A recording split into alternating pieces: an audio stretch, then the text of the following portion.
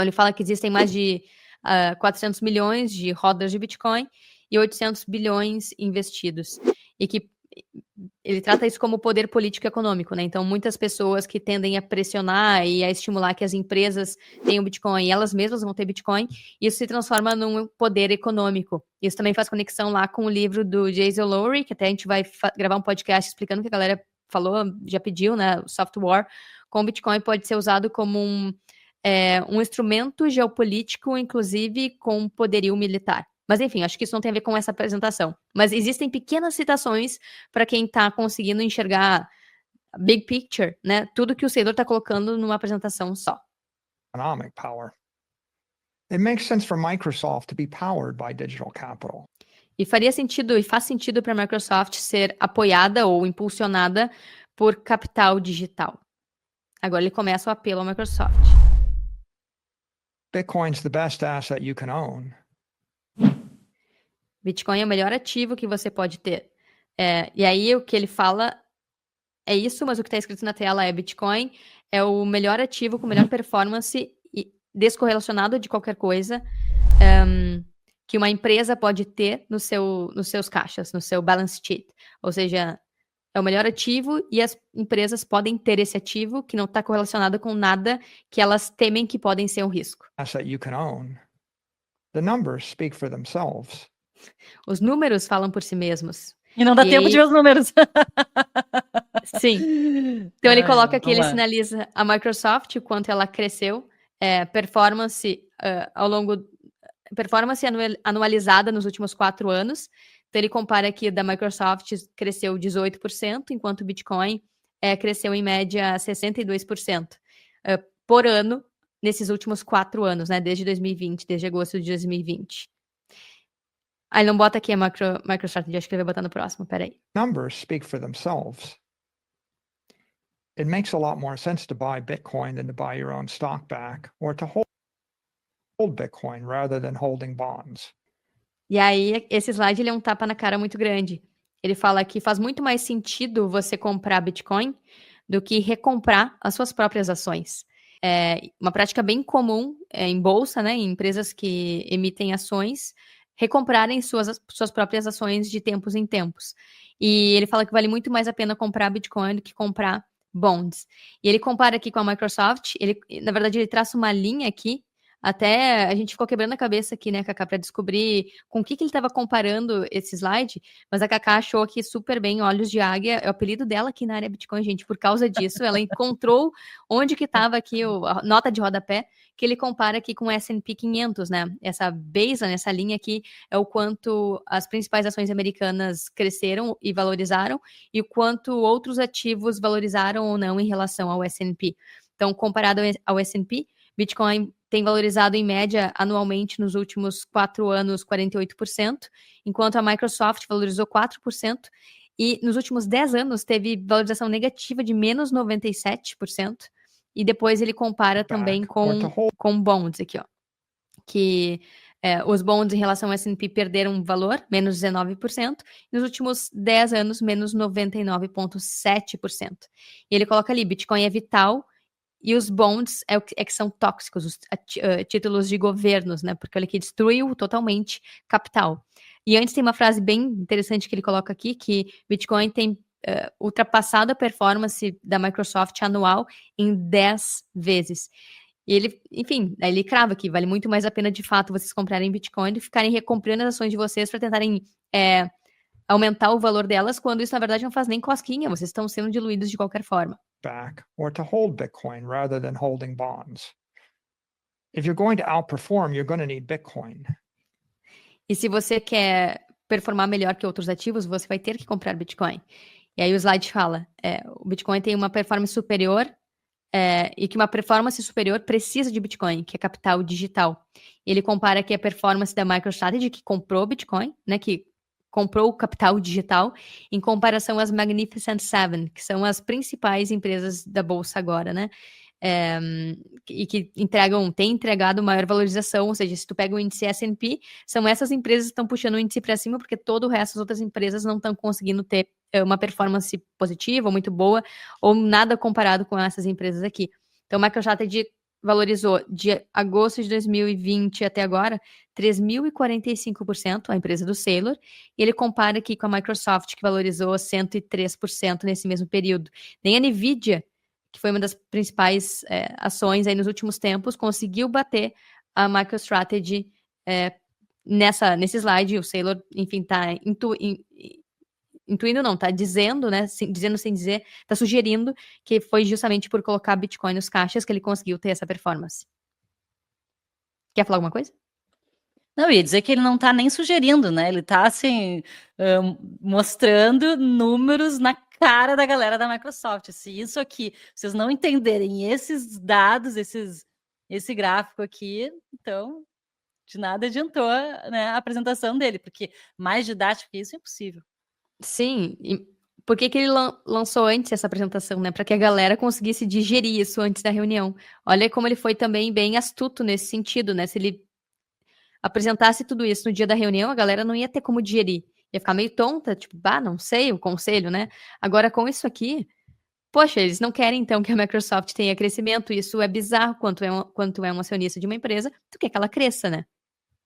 Mas, enfim, vou seguir aqui que Sim, total. a apresentação não terminou. Bitcoin. And those bonds are undermining your options market and your equity liquidity. Então, ele mostra aqui que as ações da Microsoft e as opções são anêmicas e estão deteriorando. Ele não fala isso, mas está escrito no slide. A Microsoft está destruindo as suas opções de mercado e rastejando, né, tacando para baixo as suas ações como reserva de valor com a sua estratégia de tesouro atual. Então, ele compara aqui, de novo, a MicroStrategy com a Microsoft, os juros sobre opções abertas, né? MicroStrategy 124% e a Microsoft 3%, uma diferença de 98%, menos 98% para a Microsoft. Então, está perdendo, né? Está deteriorando, está anêmico, como ele fala. E em negociação diária, em volume das ações, então, a MicroStrategy teve 22,8 dólares, eu acredito que aqui é bilhões, e a Microsoft teve 9,7 bilhões. É um crescimento de 27,7%, enquanto 0,3% da Microsoft, menos 99%. Então, ele mostra aqui como... Ele mostrou nos últimos 5 dias, né? Também ele pegou ali os dias que estava bombando as negociações de MicroStrategy. Mas, enfim. Sabe que tudo isso me levou a pensar? A gente está aqui exatamente em 1 minuto e 24 de 3 minutos e 20 que tem essa apresentação. E realmente, tem muitos dados aqui. Sabe uma coisa que eu fiquei pensando, Carol? Se esse vídeo, essa apresentação, ela foi disponibilizada na internet. Se eu sou uma investidora da Microsoft, se eu tô lá no... peguei meu dinheiro lá e taquei ele na Microsoft, eu ia olhar isso aqui e ia repensar, tipo, porque o Saylor, ele dá uma destrinchada na Microsoft e diz assim, caras, se vocês não fizerem alguma coisa, se vocês não olharem para essa estratégia que eu tô fazendo aqui, olha só que desastre que tá a performance de vocês. E eu, como investidora, olhando essa apresentação, já que ela tá disponível, isso ia me dar um clique, assim, tipo, caramba, realmente, eu tô com dinheiro na Microsoft, tô perdendo grana. Sim, mas ao mesmo tempo, isso dá margem para que eles ajam, né? Exato. Então, se a MicroStrategy teve essa valorização, imagina uma Microsoft com o impacto global que tem, o quanto também não pode ter.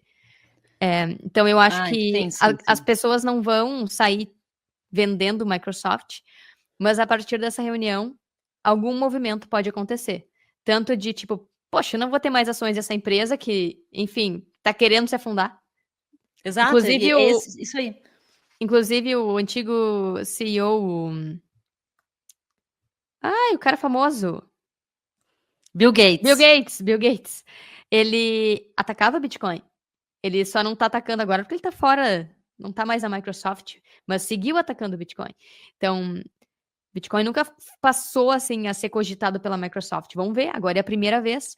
Se eles, de fato, comprarem, é uma grande chancela para o Bitcoin.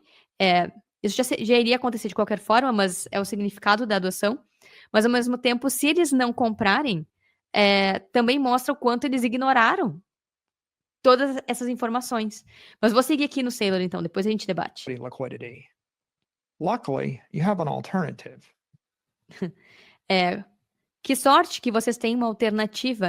Daí, é isso que ele fala, e está escrito aqui, em 2024, o Bitcoin surgiu e tem crescido como um ativo institucional, e agora é uma alternativa viável a títulos de governos, bonds, para corporações públicas.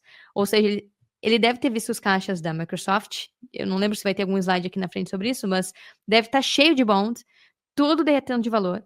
E ele está atacando justamente porque acumular título de governo, que é um cubo de gelo que perde em performance, ao invés de comprar Bitcoin, que não depende de político nenhum, não depende de reguladores que mudam de ideia o tempo todo, que é muito mais arriscado do que ter um ativo apoiado em energia, como ele falou antes, né? Que é um código criptográfico que é digital, verificável, transparente, enfim. Alternative. Public support for Bitcoin is surging. Ele fala que o apoio público a Bitcoin está crescendo muito. Então, ele está mostrando aqui os ETFs, países, empresas privadas, empresas públicas, excluindo mineradores, e empresas de mineração, né? Então, aqui, todo mundo que tem Bitcoin, a quantidade de 264 bilhões, e a porcentagem, né? 13%. Imagino que aqui que é 13% do supply, talvez, botando todo mundo junto. Public support for Bitcoin is surging, as is political support. Assim como o apoio político. Então, aqui ele faz uma rápida citação ao governo americano, querendo tratar Bitcoin como uma reserva estratégica, e ele escreveu isso, a Casa Branca apoia Bitcoin, o Senado apoia Bitcoin, a Casa apoia Bitcoin, Wall Street apoia Bitcoin, Donald Trump, J.D. Vance, RFK, então todos que recentemente declararam apoio a Bitcoin, inclusive Elon Musk, que tem Bitcoin nos caixas da Tesla, né? As is political support. As is support for the U.S. Bitcoin Strategic Reserve. Ali a senadora Cynthia Lummis, com a proposta dela, Bitcoin como uma reserva estratégica, com papel na mão, quando isso foi anunciado lá na Bitcoin Conference esse ano, em julho. Bitcoin Strategic Reserve. As is Wall Street support. O apoio de Wall Street, obviamente, Larry Fink, BlackRock. E agora ele vai falar do Donald Trump, falando never sell your Bitcoin. And the President of the United States says, never sell your Bitcoin. Nunca venda o seu Bitcoin, né? Então ele faz a citação ali ao Trump. That's why we're entering year one of the crypto renaissance. E é por isso que a gente está entrando no ano 1 da renascença cripto. Então olha como ele traz de volta, ele está cravando, ele está martelando em cripto de novo. É o ano 1. O que esperar em 2025? A Wall Street vai adotar os ETFs, uma contabilidade melhor, né, pelo valor real do Bitcoin. Bitcoin no gabinete de governo do presidente. Mais de 250 pessoas no Congresso, né, pró-cripto. Uma reserva estratégica de Bitcoin, que seja aprovada aquele projeto de lei. O fim da guerra cripto, ou seja, toda a perseguição da SEC que foi feita recentemente, uma regulação para ativos digitais e empresas no padrão Bitcoin. Crypto renaissance. And you have a choice to make. E vocês, a Microsoft, tem uma escolha a fazer. Cling to the past or embrace the future. E aí ele mostra os dois cenários, né? Ficar no passado, e aí tem uma frase explicando melhor isso, que é seguir uma estratégia convencional apoiada em treasury bonds, ou seja, títulos de governos, recompras de ações e dividendos, ficar nesse ciclo, ou abraçar o futuro. Uma estratégia inovadora, uma estratégia financeira inovadora apoiada em Bitcoin como um ativo digital, um ativo de capital digital.